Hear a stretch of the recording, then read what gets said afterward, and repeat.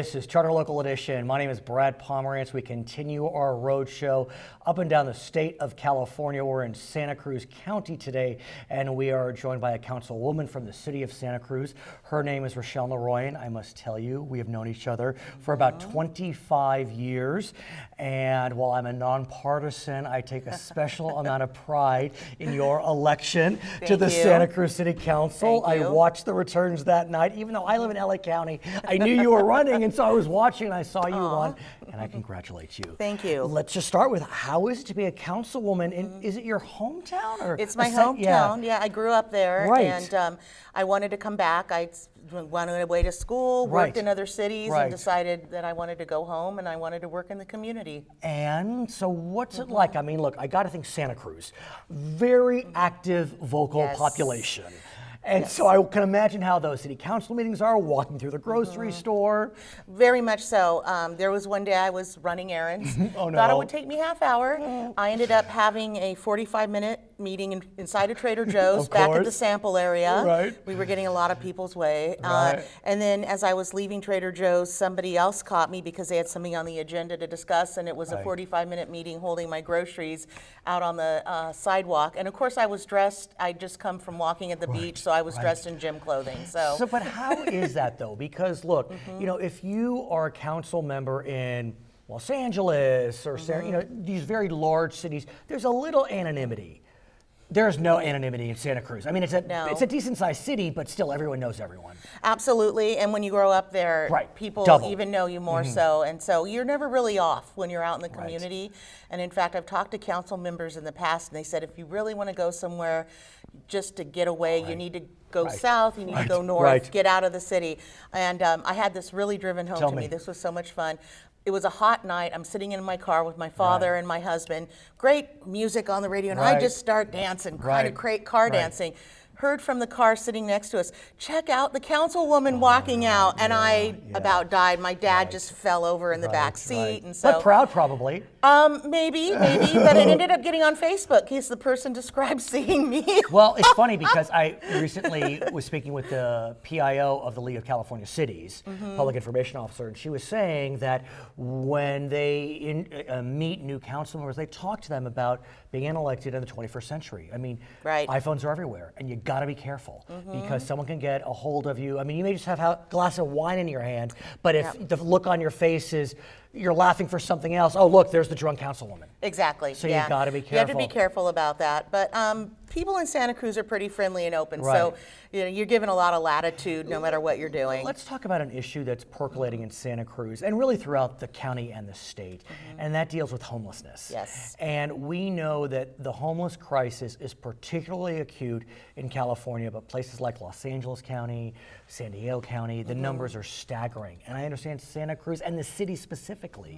Yes, the city's really having a difficult time trying to figure out what to do about it because 42% of our arrests are homeless people. That's a huge amount of resources. And in order to get arrested in Santa Cruz, you have to be doing something major. It is Santa Cruz. Right. You have to be doing something that's just beyond kind of your usual nuisance crimes. So that shows that we're spending an inordinate amount of resources. As a city, we spend more money per capita on homelessness than almost any other city in the region. Yes. And we have a higher rate of homelessness that always gets us in the top 10 in the nation per capita. What is it? Is it that Santa Cruz, it's known for its tolerance, it's known as a college town, its weather, it's on the coast? What is it? Why are people, are they homegrown homeless or are they people coming in? We're finding that there are people coming in. There was a poll done by UC Santa Cruz, and they found that 65% of the people, they did it just within the city of Santa Cruz. The county shows different numbers, but within the city, around 2/3 came from somewhere else, and they came as homeless to Santa Cruz. So that's challenging. Now, when these folks are arrested, are they service compliant? Are they service resistant? Because in the end, you want to be able to help these folks, but if they don't want the help, what do you do? Right, some are and some aren't. In fact, in response to this, we created something called the Downtown Accountability Program, where we looked at our top 100 nuisance offenders in the downtown area, and when one of those folks was arrested, we would confront them and say, here's your choice. We're going to look at what you've done cumulatively in terms of offenses. You will get jail time this time, because they never received jail time in the past, or you can take us up on housing, rehab, work program. And so we got a lot of these folks into services, and those same folks caused 282 ambulance calls a year before. After the program, and we got them in, only 80. That's huge. That's a huge amount of resources saved and money, and you're seeing people get better, and some have been local. Some folks aren't, and some folks decide that they don't want to partake in our offer, they don't want to be in jail, and they leave. So as you know, the state Senate is proposing a bond, statewide bond, focused on homelessness, homeless services. It's still early in the game, but do you feel as if this is a statewide issue and we really need to address it as the Golden State? Yeah, absolutely. It's not just a statewide issue, it's a nationwide issue. And in fact, they're showing that the migration of homeless people to the West Coast is why our numbers are exploding. That these aren't all homeless Californians. And so it absolutely needs to be addressed at the national level, and the national government's proven that they know how to handle this.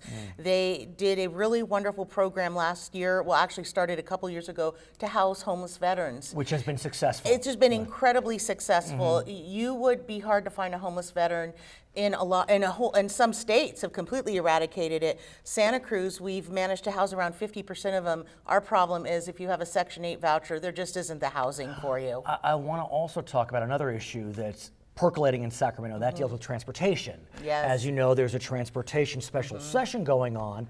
Query whether anything's coming out of it. It's been several months now. But Santa Cruz County is now taking it into its own hands.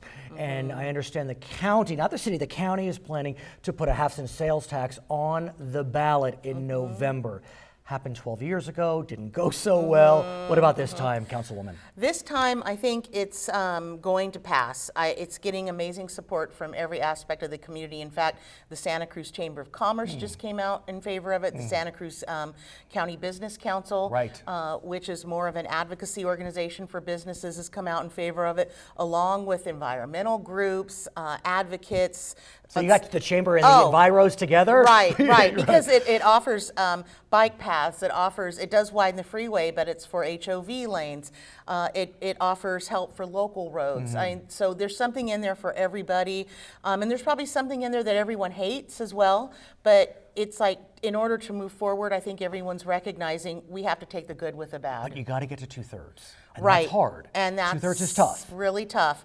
And I'm really hopeful that any sort of organized opposition will be really minimal, because with a 2/3 vote, it's almost impossible. Now, are you hopeful that if we do get something out of the special session, that if the half-cent sales tax passes, that money can be leveraged to get some more money out of Sacramento? Absolutely, because we're going to need to put some money up front in order to match dollars to get that state money. So we need both. And I hope the voters understand that, unless we want our infrastructure to keep crumbling, we need to vote for this. That's just a fact. Now, but I understand there may be, in June, a library bond on the ballot. I mean, that's two measures back to back that both need 2/3. I know that the library bond is not a sales tax, but it's still a tax. And so, query whether that causes challenges? It might, but Santa Cruz has never lost a library bond or library tax. We love our libraries in Santa Cruz, so I don't think one will be connected to the other or hurt the other one. Okay, her name is Richelle Noroyan. I have known her for 25 years. She is now a member of the Santa Cruz City Council. My name is Brad Pomerance. We're in Santa Cruz County today in Watsonville, and you are watching Charter Local Edition.